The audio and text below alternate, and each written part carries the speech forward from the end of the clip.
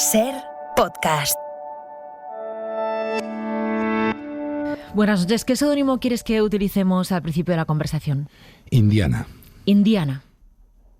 Vale.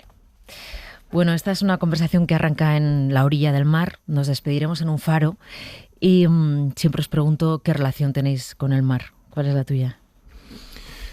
Pues me despierto casi cada mañana frente a él. Por lo tanto, mi relación con el mar ya empieza desde las 7 de la mañana, que es más o menos cuando me despierto. Ya tengo mi primer saludo con él. Así que tengo una relación muy estrecha con él. Sí. ¿Y también desde pequeño? ¿Tienes una relación con el mar desde pequeño? Sí, siempre cuando tengo recuerdos así bonitos a los que acudir, recuerdo el Poplanou y el mar y sus playas. Ahora nos vamos a ir a un mar en mitad del océano. Estás en Australia con Jaume Collet Serra, estás tomando una cerveza y de pronto piensas, increíble que dos chicos como nosotros dos, que nos íbamos de fiesta a la Sala Celeste, estemos ahora aquí rodeados de tiburones. Llévame a esa escena. Pues ahora mismo tengo los pelos de punta, porque fue maravilloso, ¿no? Es decir, hostia, qué fema aquí. En la otra parte del mundo, en las antípodas, porque fuimos a una isla que se llama Lord Howe Island, que está pasado a Australia. O sea, digo, es que ya un paso más y ya estamos volviendo a casa. ¿Qué hacemos aquí? Y haciendo una película de Hollywood, dos chavales como nosotros, pues fue una conversación maravillosa y esas cosas que uno se va a llevar en esas Polaroids que pasan cuando dejas este mundo, pues yo creo que será una foto, será aquella noche. Sabes que tú tenías el cine a tus pies. No sé si eres consciente de esto, en el balcón de la casa de tu abuela, con ese cartel del Rivoli era, ¿no? El Rivoli. Te has criado con el cine a tus pies. Sí, algo me ha hecho de niñera, ¿eh? Eso sí que te lo puedo asegurar, de niñera me ha hecho madre, o sea, tú sí que recuerdo el venga, ¿dónde colocamos a los niños? Venga, mételos en el cine.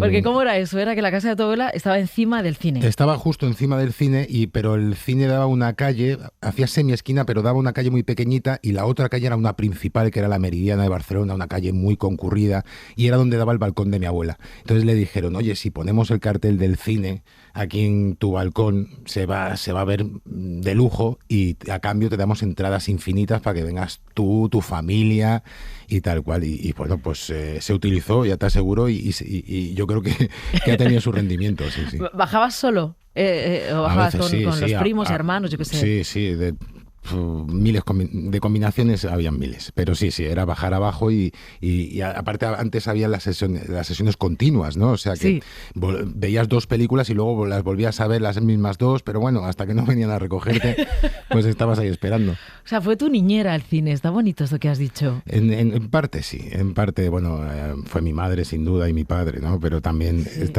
tuvo mucho que ver el cine, sí. ¿Tuviste ahí Historias de Cronen en ese cine? Sí. ¿Qué pasó con esa peli? Bueno, no sería en ese cine, ¿eh? No, creo que Historias de Cronen no la vi en ese cine. Ya tenía, yo creo que la escogí yo, ¿sabes? La diferencia es que esta película fui a verla porque yo quería verla y supongo que sería en otro cine. Y pasó que me pilló en una época de mi vida en el que me atraía este tipo de rebeldía, quizá, de rebeldía cinematográfica, ¿no? De ver que había una evolución desde el cine que yo había visto de más pequeñito hasta el que yo creía que podía llegar a formar parte, ¿no? Yo creo que Historias del Cronen me dio eso. A Juan Diego se lo digo siempre, digo, vamos, yo estoy aquí en Madrid porque vi esa película, si no hubiera venido a Madrid, porque tampoco, pero dijo, hostia, Madrid es así.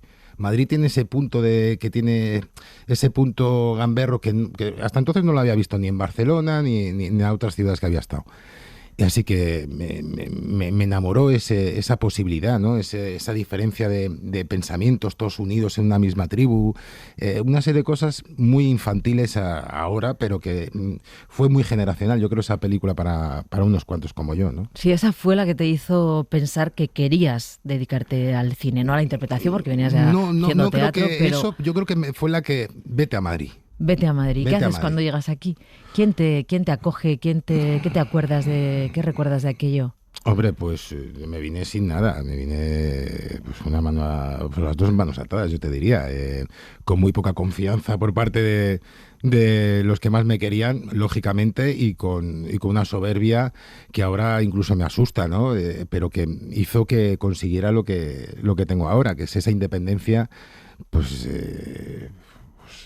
pues total, te diría, ¿no? En cierto aspecto, pues llegar a Madrid fue duro. Llegar a Madrid fue pues estar en las barras de muchos lugares, entre ellos pues unos que marcaron mi vida, como la barra del Siroco, como el Hard Rock Café que había ahí en la Plaza Colón. Pues Madrid fue guerrear hasta que llegó Lluís Pascual, hasta que llegó el asistente Pedro Almodóvar, hasta que llegó y poco a poco vas abriendo un camino y te sale por fin una película. ¿Eso cómo es? O sea, tú llegas aquí a esta ciudad tan grande, tan acogedora y también tan inhóspita, sobre todo cuando vienes sin nada, y vas entrando en ese mundillo. Vas diciendo, oye, si conoces a alguien, porque Sí, yo sé que te vio Luis Narciso, que es clave en tu vida, ¿no? pero Eso es, va como llegando. claro, eso es, y sobre todo que yo llegué de hacer teatro de calle, hacía mucho teatro, incluso escribía teatro ahí en los alrededores de Barcelona. Yo estaba muy dedicado quizá a mucha cosa técnica y a poca práctica, y llegué a Madrid y no tenía nada, no sabía ni dónde había que ir, sabía que a mí no me gustaba estudiar, que yo aprendo de otra manera, de alguna manera, no sé cómo decírtelo, pero que me cuesta mucho estar encerrado y poco a poco pues van surgiendo cosas, ¿no? De repente pues eso, estoy en la barra del bar y llegó Lluís Pascual, director de teatro, ha fallecido, pobre, a ofrecerme ciertas cosas, ¿no? De, hostia, tú tienes una tal, pues yo vengo a hacer teatro allí, pues venga, vente aquí y hacemos tal cual, pues venga, pruebas, haces una cosita pequeñita. Luego pues Luis Narciso, oye, me dice, trate unas fotos o algo. Digo, hombre, yo he hecho teatro pero no tengo fotos. Y me dijo, pues tráeme como unas fotos, y allí con un amigo que estaba, con Moisés Berlanga y Vicenco, pues dije, oye, compra una cámara de estas de fotos de usar y tirar, nos hacemos 4 fotos, las pegamos en una hoja y tal. Y poco a poco, haciendo gamberradas de tal, pues te vas metiendo en lo que es una cierta industria, no lo sé tampoco cómo llamarlo, pero te vas metiendo en una posibilidad de trabajo de lo que a ti te gusta, que es de representar emociones, sensaciones, vivirlas de otra manera sin tener que sufrirlas. No sé cómo explicarte, pero yo sabía que quería hacer eso, y poco a poco pues el camino y mucho viaje y sacrificar muchísimas cosas. O sea, a mí no me han dado nada, te lo puedo asegurar. Voy a poner solo un fragmento de una de tus películas, solamente uno, este. Quiero que lo escuches con atención y me digas cuánto queda de ti o de este personaje, ¿vale?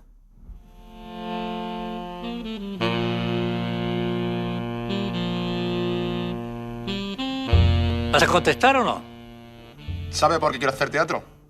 Realmente tengo muchísimo interés en saber por qué has venido aquí. Se lo voy a decir. Quiero hacer teatro porque quiero hacer algo por mí y por los demás. Quiero hacer teatro porque creo que sirve para comunicarse entre los seres humanos. Porque creo que puede ser un camino hacia el entendimiento y hacia la comprensión. Por eso.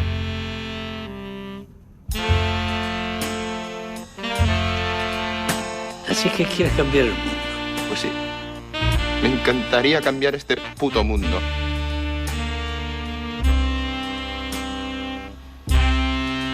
Y creo que todavía se puede cambiar.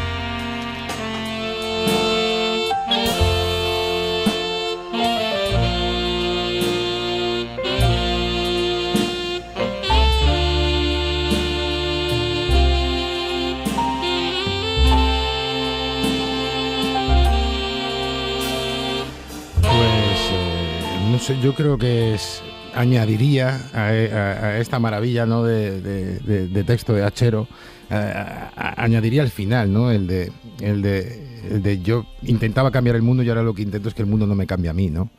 Y yo creo que desgraciadamente nos encontramos con esta realidad cada vez más de frente, ¿no? Ya no se puede cambiar este mundo, o como le suelo decir a mi hijo, esta sartén tiene tantísima mierda que no basta con limpiarla, hay que tirarla y coger una nueva. Pues de alguna manera todo esto me entristece, ¿no? Me entristece porque veo que que aparte de hechos puntuales como el de hoy en la Complutense, hay muy poca lucha, ¿sabes? Vale, pero vámonos a la parte buena. Cuando estáis haciendo esta película, Txero Mañas, y la historia de noviembre es una historia que entiendo que cuando has citado este magnífico guión, este texto, es porque tenía mucho de vosotros, de los actores que hacíais esta película. Tú venías de hacer mimo, teatro de calle, y de repente la película vuelve a llevarte a tus orígenes, aunque bueno, estás empezando en el cine, ¿no? Vale, esta tristeza... Pero llévame a la emoción de cuando hacías esa película, del rodaje, de lo que comentabais con el resto del reparto, de realmente esa sensación de, sí, estamos haciendo teatro porque tiene un sentido, porque esto nos va a hacer entender el mundo, hacérselo entender también al espectador, a ver si podemos cambiarlo. O sea, en vez de la tristeza, la plenitud. Yo lo que tenía claro cuando me llegó el guión de Txero es que quería hacer esa película. Y eso lo tuve muy claro. Pocas veces me pasa, pero bueno, cuando me pasa pongo todos los caballos en ello, ¿no? Y realmente leí algo que dije, hostia, me ha parecido entender esto. Esto creo que se explica así, creo que se podría explicar así esto que nos recorre las venas, ¿no? Tiene algo de verdad en esto de que al final el dinero lo corrompe todo, que es lo que más amamos, pero hay algo de métete ahí dentro y intenta poner tu granito de arena. Desde ese momento, mi incapacidad también para quizá disfrutar de las cosas y mi exceso, también te diría, de trabajo en ciertos momentos no me permite disfrutar, por mucho que sepa que estoy haciendo algo que quizá vaya a trascender o que quizá sea más especial. No disfruto ese momento, simplemente me limito a hacer lo mejor posible. Me acuerdo que con Txero hablábamos de eso, ¿no? Cuando me dice, ¿qué? Ahora vete a dormir, descansa, que mañana te espera esto. Digo, mira, Txero, yo ahora me voy a casa y voy a pensar en todo lo que voy a haber hecho mejor el día de hoy. Entonces, el disfrutar lo disfruto cuando, por ejemplo, ahora se la tengo que poner a mi hijo, ¿no? Y estoy esperando ahora que cumpla 12 años para decirle, yo creo que ahora ya vas a entender por qué tu padre hace esto, ¿no? También algo de eso creo que hay. Bueno, te diré que esto lo rodamos en Gobierno de Aznar, que nosotros tuvimos muchísimos impedimentos para poder hacer las actuaciones en la calle, porque no nos dejaban ni siquiera pisar la calle. El metro tuvimos que rodarlo en otra ciudad porque en Madrid no nos dejaba el metro de Madrid. O sea, pero a la par, a la contra, el Museo del Prado, fuimos la primera película que entró al Museo del Prado a rodar en la sala de las Meninas. O sea, esa lucha sigue hoy en día de una manera muy extraña, ¿no? Pero que a mí, en lo personal, no me permite disfrutar de, oye, estamos haciendo esto, No, yo me limito a hacer lo mío lo mejor posible y espero que sirva a los que yo quiero que les sirva. A los demás me da igual, la verdad. Luego es que has hecho personajes muy emblemáticos, con unas vidas intensísimas, ¿no? Porque, bueno, se mezcla mucha serie y también otras películas, pero hay algunos personajes que marcan tu trayectoria que son auténticos mitos, probablemente a su pesar, ¿no? Uno de ellos, Camarón. Cuando Jaime Echavarri te da el guión de Camarón, no sé si tú conocías su vida, no la conocías, si habías escuchado a Camarón, si eras consciente del papelón que te caía encima. Entiendo también a nivel de desgaste emocional, enfrentarse a un monstruo como Camarón. Miedo no tuve en ningún momento. Lo que sí que tuve fue un desconocimiento y una incultura brutal en aquel momento. Yo iba a trabajar con Lluís Pascual, íbamos a hacer un teatro, el Roberto Suco, en el Centro Dramático Nacional, con un personaje que era Roberto Suco, que yo ya había trabajado en el teatro pues unos 10 años anterior a esto, con muchas ganas, y me apareció pues eso, Jaime Echavarri, oye, mira, está este personaje, Camarón de la Isla, tal. Y dije, hostia, Jaime, me dices, ¿qué te pareces? ¿Tienes algo que tal? Y dije, Jaime, yo es que no sé ni quién es Camarón de la Isla. Sé que es un cantador flamenco, pero no tengo ni idea, y justo voy a hacer con Lluís Pascual, tal cual, no sé qué. Total, que rechacé el proyecto porque tenía otra cosa que me ilusionaba mucho y desconocía esto, ¿no? Pero esa misma noche pues se lo expliqué a mi madre, a mi padre, a mi hermano, a la familia, oye, mira, tal Camarón. Y mi hermano pues dio un golpe en la mesa y dijo, no, esto no es posible. ¿qué te han ofrecido hacer Camarón de la Isla? ¿Y has dicho que no? Y digo, pues es que yo Camarón de tal, me dice, Óscar, por favor. Y ahora mismo Jaime Chavarri, dile que has tenido un mal día, que no te has dado cuenta de ciertas cosas, yo te pongo al día ahora mismo de quién es Camarón de la Isla, tú tienes que hacer Camarón de la Isla. Y aquello me acuerdo que mi hermano es, aparte de ser un maravilloso artista plástico, es un flamencólogo y a veces, muy pocas veces le hago caso. Y esta fue una de ellas. Y así que me metí en eso y descubrí un mundo que desconocía por completo y que me atrapó hasta las trancas. Fui a San Fernando a pasar un par de meses para meterme en el acento, para conocer a su gente y demás. Y vamos, no hay día que no suene Camarón de la Isla en mi casa. Es que cambió la historia de la música. Sí, sí. Y de muchas vidas también. Sí, y a veces películas como la de Camarón hace que muchos espectadores descubran al personaje y se vayan a descubrir luego la leyenda del tiempo y su discografía y la historia. Ese es el camino, ¿no? Algo muy curioso, algo que siempre también me choca mucho, y es que Camarón de la Isla es uno de los tatuajes más hechos en España. Es uno de los rostros más reproducidos en tatuajes, es el de Camarón de la Isla. Y sí que me encuentro a muchos chavales que me vienen, pero chavales de 15, 20 años, y me dicen, hombre, Camarón de la Isla, mira que yo tengo un tatuaje. Bueno, el actor, no, el actor no, que mi padre me ha dicho que tú eres Camarón. Y claro, se lo ha dicho su padre. Entonces, claro, como ellos tampoco han vivido aquello, se produce una sensación que yo no sé si decir, no, pero bueno, tu padre se equivoca. No quiero llegar a decir eso, pero sí que, claro, para cierta gente Camarón de la Isla es la película, porque ya son demasiado jóvenes, sí, y no pudieron ver más que Casa Flora, que no son películas que no ven los jóvenes y demás, alguna intervención que hizo Camarón de la Isla. Lo que tienen es la película, y cuando un padre orgulloso de su música y de Camarón de la Isla le enseña a su hijo quién era Camarón, le suele poner la película que hicimos nosotros. Entonces me tienen a mí como Camarón los chavales jóvenes, pero vamos, es un honor sin duda. Bueno, también tu vida profesional ha sido un viaje de ida y vuelta de México a Cádiz, de Cádiz a México, porque haces Camarón, te vas a San Fernando, trabajas con toda la familia, amigos, conocidos para trabajar el personaje, y luego en 2014 te embarcas en Cantinflas, que también quiero que me digas por qué eliges Cantinflas, que es otro de esos mitos que te da el cine, además un tipo mexicano que se convierte en un mito universal, que denuncia las injusticias, es un poco, ¿no?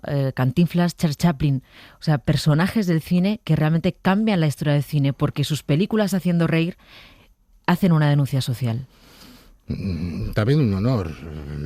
¿Cómo sale? ¿Qué sabías de Cantinflas? ¿Has visto sus pelis? Sí, de Cantinflas no entendía sus películas, pero recuerdo a mis padres y con mis abuelos que creo que en Cataluña a la hora de comer en TV3 daban una película Cantinflas, te hablo hace 40 años o algo así, y daban o 35, o daban películas de Cantinflas, y sí que recuerdo las risas de mi familia y demás. Igual el soniquete también del acento mexicano. Y también unos dibujos dibujos animados que ponían serían TV3 o no lo sé, en el que también tú veías a un Cantinflas ahí y tal, y te hacías una idea de quién era. Eso está muy lejos, de luego, esto, como yo llego al proyecto de Cantinflas, son carambolas que no te puedes ni imaginar, y al final, oye, tienes que ir a México a hacer una audición, pisas México por primera vez, pero yo nunca había estado en México, y ya el día de la audición, que es cuando pisas México, te dicen, quédate, porque no hemos encontrado aquí a otro mejor que tú. Y entonces me tuve que quedar en México. ¿Y alucinaste conociendo en profundidad la historia de Cantinflas? Es decir, ¿cómo es ese personaje? Y sobre todo, sí, claro. La estrella que es, ¿no? Con los mitómanos que son en México, además. Sin duda. ¿Y quién era Mario Moreno? Lo que no sabemos nosotros es quién era Mario Moreno y lo que consiguió Mario Moreno en México. Mario Moreno creó, digamos, el sindicato de actores allí, ¿no? Luchó contra presidentes. Mario Moreno fue un tipo muy interesante, mucho más que Cantinflas. Aquí nos llegó su arte, pero la persona también fue tremenda. Y yo lo que descubrí mucho más allá de Cantinflas, que también descubrí una infinidad de cosas, fue a Mario Moreno, ¿no? Y eran dos personajes distintos. Yo decía, yo tengo que hacer a Cantinflas, por un lado, que habla de una manera y se mueve de una manera, y a Mario Moreno, que se mueve de otra manera y habla de otra manera. Digo, tengo dos personajes del cual desconozco muchísimo, y gracias a Sebastián Del Amo, al director, pues desde que llegué a México, pues te voy a enseñar México, la historia cultural de México, quién era Mario, qué era Cantinflas aquí y demás. Y poco a poco con los meses, con el trabajo, contraté a un foniatra para que me ayudara con el acento, al imitador, al mejor imitador que hay en toda América de Cantinflas, a Celedonio, para desmontarlo, porque él estaba muy... digamos, era una imitación, digamos, demasiado paródica de lo que se había convertido, pues el recuerdo de todo lo Cantinflas en 3 minutos de show que él tenía. Desmontar eso, montar otro más cinematográfico, más de 2 horas de prolongación, hacer un estudio que me llevó pues a también hacer un trabajo muy, muy, muy emotivo, muy personal. Sí. ¿Y en México te reconocían? Como aquí te vinculaban con Camarón, ¿en México te decían algo de Cantinflas? En México era noviembre. La película por la que a mí me conocían allí era en noviembre, traspasó muchas más fronteras afuera que dentro, y a mí, vamos, en casi toda Latinoamérica, digamos que se me conoce más por noviembre aún. Bueno, ahora por Luis Miguel y tal, pues quizás se juntan más cosas, y Hernán Cortés, pero noviembre creo que ha sido la cuna de que a mí en Latinoamérica se me haya tratado con muchísimo respeto, ¿no? Citabas lo de Luis Miguel, es que vuelve a unirse México y Cádiz. Es como... cosas de la vida, sí. Esas cosas de la vida. Vale, Luisito Rey te da una popularidad increíble, el padre de Luis Miguel. Hablamos de Cantinflas como la gran estrella que era en el mundo del cine. Imagínate Luis Miguel, yo no sé si tú eras consciente, yo no lo fui hasta que no vi la serie, pero es otro mito en México. No hay en México, no hay día que no escuches a Luis Miguel. No lo hay. Estés encerrada en tu casa, vas a escuchar a Luis Miguel. Vale, ¿y tú sabías alguna canción de Luis Miguel antes de que te llegara el papel? Ninguna, no, nada. Yo de Luis Miguel no sabía nada. Pero bueno, tampoco lo necesité para este trabajo. Yo tenía que estudiar a otro individuo, y sí que me venía muy bien el tener ahí a Diego Boneta, que realmente era un estudioso de Luis Miguel, para que me fuera refrescando ciertas cosas, pero vamos, mi trabajo fue otro. Pero sí que es verdad que Luis Miguel, vamos, fui al concierto, además me invitaron ahí al concierto que hizo en el Auditorio Nacional de México. Me quedé impresionado con una... Es que es muy bonito viajar por estas cosas, ¿no? Porque hay una manera de idolatrar allí que no se tiene. Puedo imaginar. Oye, ¿te gustó hacer de Luisito Rey? Sí, muy divertido. ¿Te gustó? Muy divertido, aparte. Descubrir a este tipo gaditano. Has contado una vez lo del cuadro del Picasso. Sí. Cuéntalo a los oyentes. Yo la he conocido por las entrevistas que he leído en la que has contado. Pues él era un tío muy canalla en muchísimos sentidos. Incluso a mí en ciertas compañías se me ha dicho que estaba demasiado flojo. Creo que era un tipo muy especial hasta el punto ese, ¿no? Se le relacionó, antes no había ni tantas cámaras fotográficas, ni móviles, ni mucho menos. Entonces a él se dijo que estuvo en una cena con Picasso, ¿no? Que coincidieron en un restaurante, que pues, seguramente eso fuera verdad. Coincidieron en un restaurante, pues, en mesas diferentes o lo que sea, pero al día siguiente o a los 2 días él sacó un dibujo, dijo, y me hizo este dibujo Picasso, ¿no? Y sacó un dibujo que...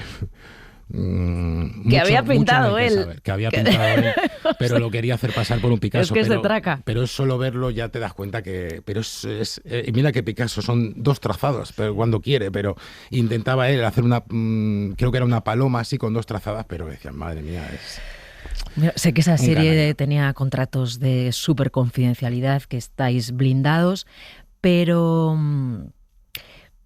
¿esperabas el exitazo de esta serie?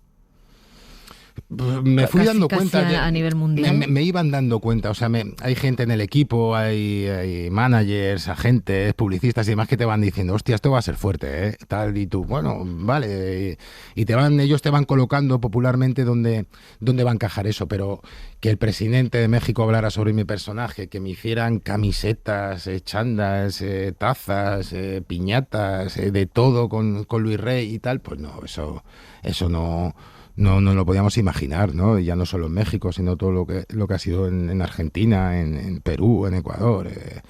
Pues bueno, pues muy agradecido, la verdad. Espero seguir pues manteniendo ese nivel, ¿no? Sí, no sé si hay una parte en la que consigues que un personaje provoque ternura y odio. Y eso igual cuando has dicho que quien le conoció de verdad probablemente solo provocaba lo contrario, no odio.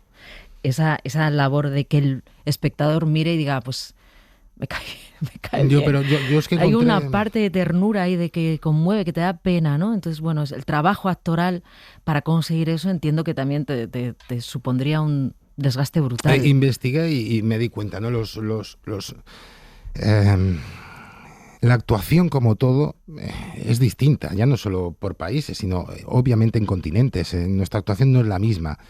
Viendo la televisión allí, cuando empecé a informarme sobre todo esto y cómo que los malos suelen ser muy malos y hacen de malos. No sé cómo decirte, muy poco cuidados en el aspecto de, hostia, puedes hacerlo más creíble.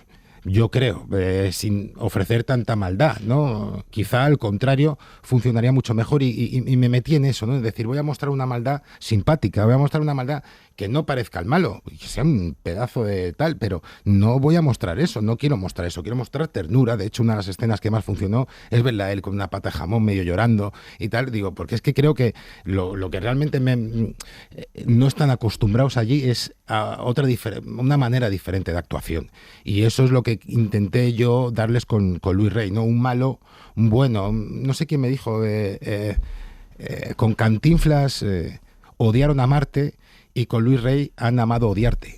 ¿Por qué Óscar Janada se ha puesto Indiana? Porque la primera vez que vine a Madrid fue con mi padre a ver el estreno de Indiana Jones. ¿Qué me dices?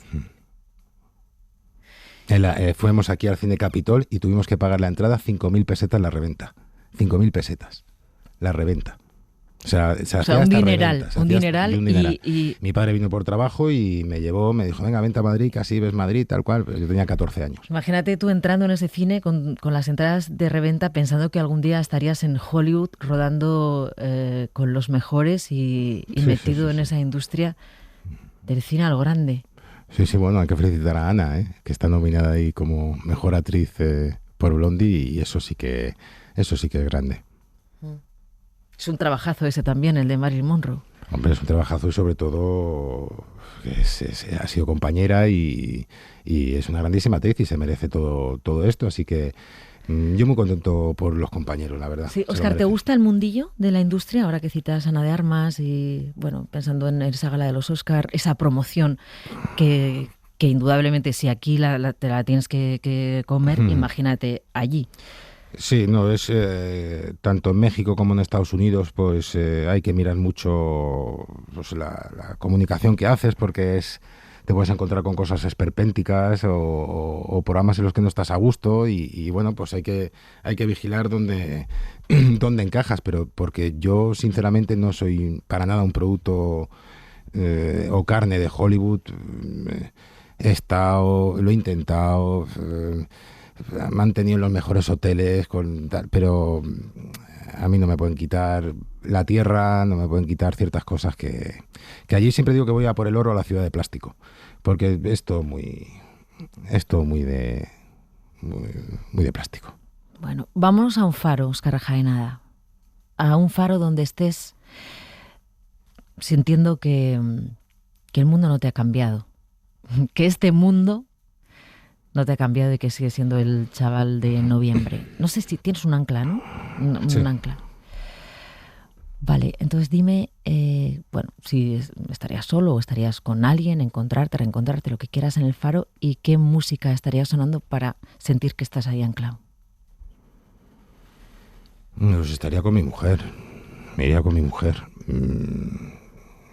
Nadie mejor que ella y yo creo que escucharíamos en el faro de Guetari, ahí en Guetaria, yo creo que nos pondríamos a escuchar como tantas otras veces a Enrique Bunbury o a Iván Ferreiro, ¿no? Óscar Jaenada, ha sido una charla muy interesante acerca del mundo, de la industria, del teatro, del cine, de los personajes, de la vida. Te agradezco mucho que hayas querido estar aquí un rato en este programa. No, es un placer. Te escucho desde hace mucho tiempo y vamos, y hay sitios en los que uno también tiene ganas de contar, de hablar, y hay muy pocos a los que uno puede ir también por ciertas circunstancias, ¿no? Óscar Jaenada, muchas gracias. Buenas noches. Gracias a ti. A placer, puedes tomarte el tiempo necesario. que por mi parte yo estaré esperando el día en que te decidas a volver y ser feliz como antes fuimos. Sé muy bien que como yo estarás sufriendo a diario la soledad de dos amantes que al dejarse están luchando cada quien por no encontrarse. Suscríbete al Gato Pardo. Todos los episodios y contenidos adicionales en nuestra app de Cadena Ser y en nuestros canales de Apple Podcast, Spotify, iVoox, Google Podcast y YouTube. Escúchanos en directo en la Ser de lunes a viernes a las 2:10 de la madrugada. A costa de la mía.